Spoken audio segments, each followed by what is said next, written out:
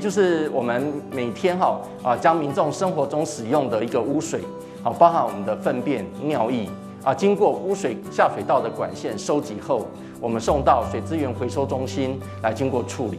那经过不同程序的一个处理之后呢，它符合环保法规的一个标准的一个干净的一个水资源。那我们就将这些干净的水资源呢，统称为放流水。我们这边的回收水供应的主要单位，最主要有包括环保局、公务局，还有一般那个民间企业的一个需水的一个单位。另外还有在消防局也在临时有任务的话，也会到我们这边来取用。公务局跟环保局，它最主要的一个用途是在于那个街道的洒水，还有行道树的浇灌。然后民间企业的话，一般大概最主要是建筑工地的抑制扬尘。台南市呢，目前共有7座的水资源回收中心，每日呢可提供1.68万吨的一个回收水。为了增加回收水的一个再利用，目前呢这个回收水呢，大致上我们会用在我们的道路的一个洗涤，还有我们的抑制扬尘，还有我们现在在路树的一些浇灌上。那每天呢，经过我们统计，像目前11月份的使用量，一天有达到4200吨。那我们这边呢，也呼吁市民朋友如果有这个使用再生水的这个机会的话，一起可以来跟我们水利局这边来联系，那我们会来提供这些再生水的使用。掌握市政3分钟，台南进步向前冲。在跟经济部水利署联系之后，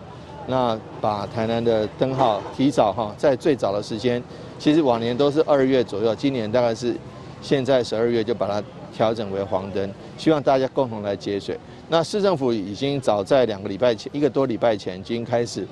就把我们的这个用水通通改为回收水那这样子的话，许多浇灌消防或者其他的用水通通改为这个再生水的话，我们每天可以省了好几千吨的水。那这样从市府也开始做，市府带头做，那民间产业一起做，这样的话，我们的水应该可以供应到明年5月以后还没问题。那如果这个大家不调整用水的话，那现在直接这样下去，可能到明年2月底3月可能就会出现问题。所以我们现在开始提早因应，超前部署，希望能够让这个可能的这个旱灾平安度过。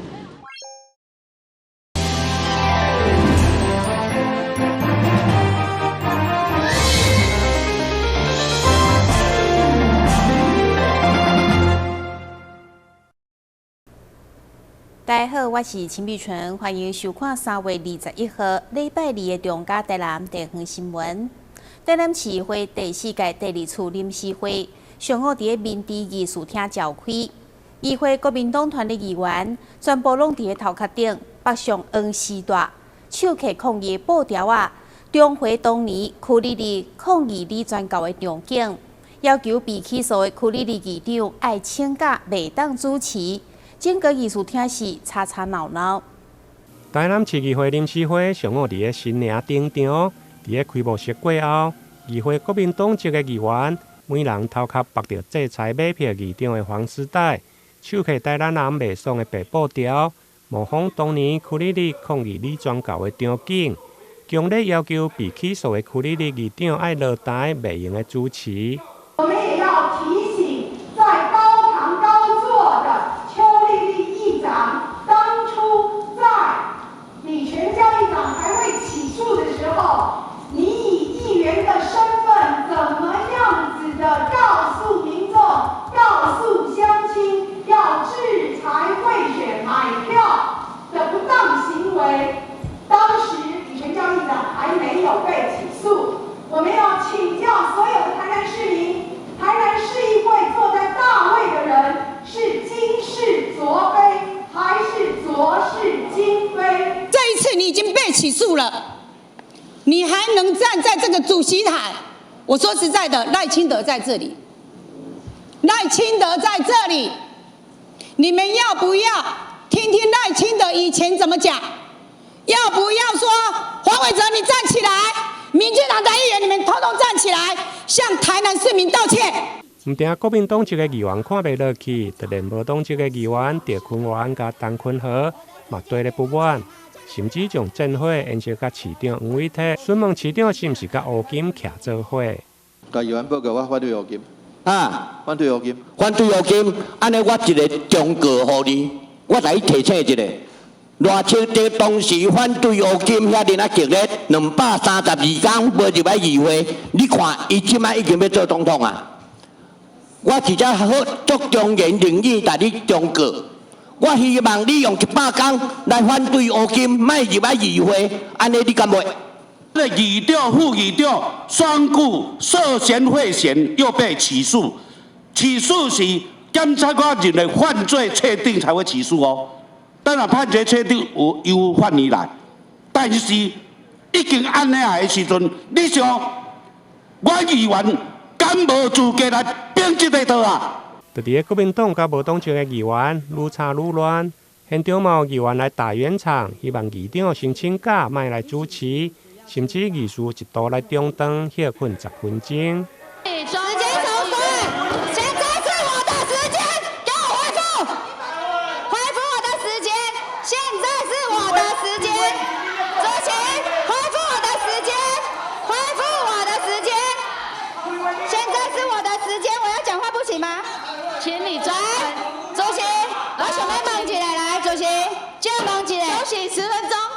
就伫要请假唔请假，双方坚持，议员林彦竹甚至提出假单，行上主席台要求议长来签名。不过议长表示，今仔日的开会已经签到，未来请假。双方阁乱成一团，期间互林彦竹踢破假单，愤而离开。你就请假啊！我今天已经签到了，我不用请假。我是说，你现在坐在这边，你为你8年前来负责任嘛？你等待你现在也被起诉了。我等一下会跟大家说一个说明。你现在也被起诉了，所以主席麻烦你请假。我等一下会跟大家说明。他说他反对黑金，今天谈的是政务议长黑金，包括黑道，我抗议离席，气死了！哪有这种议会？请蔡淑慧议员。最后，议长柯丽丽嘛表示，面对司法，伊绝对会坦然面对。相信司法会先予伊公道甲清白，嘛希望各党派会用放下对伊的个人成见，伊绝对知影人进退，才互会议持续来进行。在这个台南市议会临时会当中，有很多的议案是有关于我们台南市，包括垫付款案，或者是追加减的案子，都是跟民生有关系。那我希望我们各党派，我们能够放下这个成见，都有个人成见。所谓的知所进退，当然司法如果到一个程度的话，我相信我会自己会以司法进行的程度来做一个自己的裁决。台南新闻林根采访报道。往来将要进入大出的时期，台南市议会上午探着临时会开议，甲台南市政府联合行销台南的往来，而且不止推销新鲜的往来，阁将往来入菜甚至加工变成各种农特产品，希望用行动来支持在地农民。台南往来的产季将要来到，台南市议长柯丽丽甲市长黄伟泰。21号上午，探着议会临时会召开，特别伫咧明治艺术厅召开记者会，邀请侪位的议员以及农会总干事总铺师共同来行销。台南往来，往来。议长柯丽丽表示，今年因为温差大，真侪造水往来拢会闭起，造成农民的损害，因此希望市府会用协助收购来加工。而市长黄伟泰嘛表示，虽然台南种植的往来面积全国第2，不过品质绝对是上好的，相信今年的产销一定顺利。因为今年的天气很诡异哈，就是忽冷忽热，那造成农民在采收凤梨上面的一些的问题哈，就是往来必亏啦哈，所以我想我们今年我们要大力的推销我们好吃的台南凤梨，让我们好吃的台南凤梨呢能够在我们不是说只有全国哈，我们行销到国外去。我们今年去到日本哈，那有一些这个凤梨的新的通路会慢慢开出来，接下来就有日本的商社会来台湾采购。那我一定要求他先来采购台南的凤梨，因为台南凤梨是最好的，品质跟数量都是数量是全国第2，品质是全国第1。那我相信接下来一定能够让这个广大的消费者品尝到最好的凤梨。你现场嘛邀请总铺师蔡水成将往来入菜，有往来海鲜酱烘蛋、往来龙川石斑片等侪道的料理，充分展示往来无同的创意食法。台南新闻林根采访报道。2024民进党第11届台南市立委提名初选作业伫20号展开。现任立委陈廷辉21号上午前往台南市党部完成登记，伊嘛提出挺台湾的12大政见，全力争取连任，要拼立委5连霸。陈廷辉虽然担任立委进入第16党，加上10党的议员，民代经历丰富完整，不过定切讲家己虽然资深，不过依然是担市上少年的立委。面对这届立委提名初选登记，伊一人来到市党部交保证金加登记资料，强调25党前的伊加25党后为地方打拼的心永远无变，唯一改变的就是愈来愈活力。大家都说台南的立委挺非常资深，但是我拢爱补一句话讲，虽然资深吼但是我是上少年的，我阁是所有台南的立委内面上少年的，所以资深又年轻，我相信我们可以带给所有好朋友不一样的一个未来。当年立委初选登记，唔免提出政见，不过为了对选民负责，会中伊嘛提出挺台湾的12大政见，持续努力争取建设。虽然我们的初选是不用写政见的哈，但是我觉得这是对选民的一个责任，也是未来我们希望为大家打拼的哈。这12大政见，这当中又有交通、有教育、文化，甚至是有经济发展、农业发展。经过了解，到21号早指第3选举区目前党内也未传出对手出面竞争。台南新闻军职采访报道。台南市长黄伟哲连任已经100天，这份由着昆山科技大学研究中心所进行的民调指出，有8%的民众对生活品质感觉满意，另外有超过68%的民众对黄伟哲的施政满意。不过，无愿意表态政治立场的民众，则是有将近70%值得观察。但市长黄伟哲第2任已经届满100天，昆山科技大学研究中心根据市长这3个月施政表现进行民调，整体来看，市民对老人福利、生育津贴等社会福利上界有感，其次是观光休闲甲艺文活动，相关施政满意将近70%。另外有8%的民众对家己的生活品质满意。面对这份民调，研究计划主持人庄月峰表示，无愿意表态政治立场，甲中立的选民加高达69%，对执政党甲在野党拢是值得观察的民意变化。台南新闻综合采访报道。台南一位58岁有心脏病讲姓氏，日前伫工作的时阵汹汹昏倒，甚至失去呼吸心跳。被紧急送往台南市立病院急救，最后成功救回性命。医师表示，讲姓氏是急动症较好合作的成果，不管是第一时间的急救、动手术、后续的照护甲离厝的手术，拢非常的重要。来要治疗，赶快再赶快，全管腰带，全管我咧手术脉，恁无，画面上这位陈田有啦，随着音乐声叫袂讲声，看袂出来伫半当前，差一点啊，因为心脏病而过身。今年58岁讲声，原本伫水果行工课，伊独特又搁活泼叫卖方式真出名。有一天伫上班时昏去，失去了呼吸甲脉搏。被紧急送到市立病院急救，经过检查发现是心肌梗塞合并严重心脏衰竭，需要接受心脏绕道手术治疗。但讲说当时还有腰子功能的问题，若是马上就进行手术，风险真悬。最后治疗结果如何？市立病院心脏内科刘立伟医师说明：江先生这样子，心脏衰竭、血管阻塞、院外心跳停止，那甚至严重影响到肾脏功能的病人，事实上，不管在什么样的医院，他都是相当重症，就是命悬一线的这样的状态下。之所以能够救得回来，其实不是任何一件事情能够达成，它必须是现场民众的急救、救护团队、救护车到现场顺利的处理，然后我们的急诊单位、那心导管、后面重症照护单位，还有后续现在心衰竭的治疗，跟10年前比已经大不相同，进步太多。那最后当然是方医师的绕道手术，这一环扣着一环，其实只要有一个环节做不好，那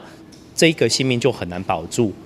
所幸经过市立病院急动症照护合作，才顺利救回家己性命。最后港省非常感谢市立病院再行之恩。他们也是要拿捏很准，就是说要准确的时间才可以帮我做这个手术。所以说我真的很感激他们了。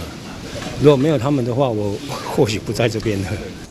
刘立伟医师强调，港省会当清楚无变成植物人。甚至也免牺牲，是急动症照护合作的成果。还有不管是第一时间的急救、心导管手术，以及后续心衰竭照护，拢是成功救回性命关键。老医师嘛提醒，若是有伤痛、压迫感、不适感、呼吸急促，定定感觉到疲劳，拢应该爱尽速就医检查，才会当预防心肌梗塞风险。当然是文章所为，采访不得。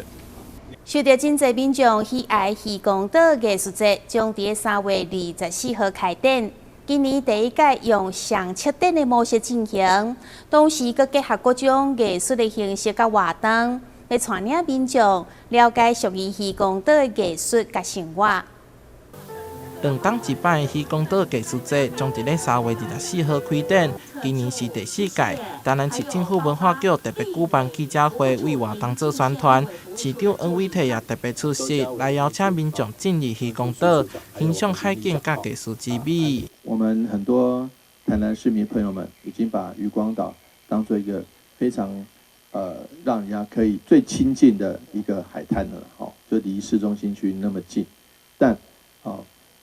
随着庶民的生活以及我们艺术家的视野有不同的诠释，在各位老师的诠释之下，有非常非常让人惊艳的一面，也可以让一般民众看到每次的渔光岛艺术节都有很多不同的想象。今年首度以上7点的模式进行，7点人由都市艺术工作室徐超甲独立7点人放水节担任，分别规划艺术地制作小岛以及中华地海之岛双主题，再来14件艺术作品，同时结合音乐、舞蹈、电影等多元活动，引领民众探索属于渔光岛的艺术甲生活。我想这一次2个不同的策展人其实有不同的一个风格，那所找的艺术家其实也都完全不一样，所以我觉得这是另外一种艺术的对话也好，或是艺术的冲撞也好，也象征400年来，其实在这一块土地有不同的族群在这里交融也好、激荡也好，堆叠出台南多元丰富的一个文化的底蕴跟面貌。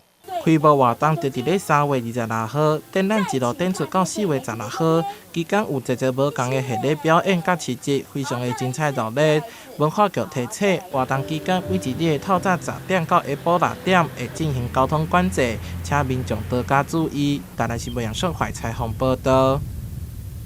3个国小设立至今已经超过70档，因为北栋的老旧校舍被鉴定为内定能力不足。所以态度中坚，伫日前完工，伫市长恩伟体甲多位议员的见证之下，新的校舍嘛正式落成启用。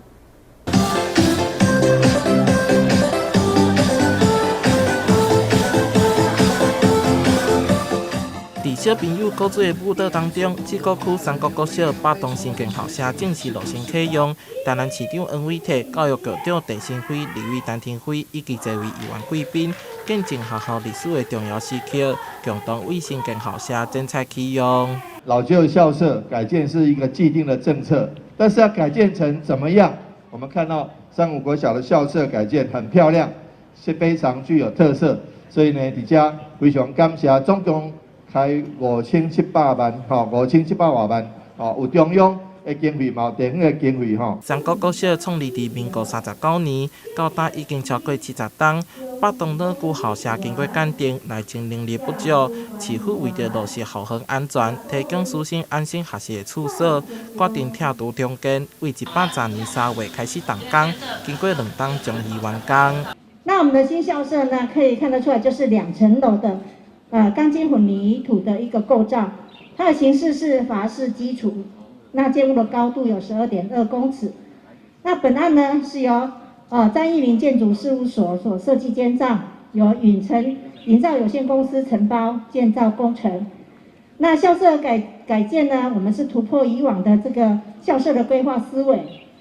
将校舍空间做最有力的运用跟释放。透过校舍改建，和教育空间资源重新活化再利用，提供学生安全舒适的受教环境。教育局表示，期盼校长未来会当持续扩充甲争取各项教育资源甲设备，为学生提供一个优质的学习场所。台南新闻杨顺怀采访报道。高雄高山高中美术班的学生，伫日前参加一项水泥产业甲公共艺术对话成果展。学生透过参访台泥高山厂甲茶山，来了解台湾水泥的发展，甲艺术家创作公共艺术的过程。最后，因嘛运用摄影镜头来完成艺术作品。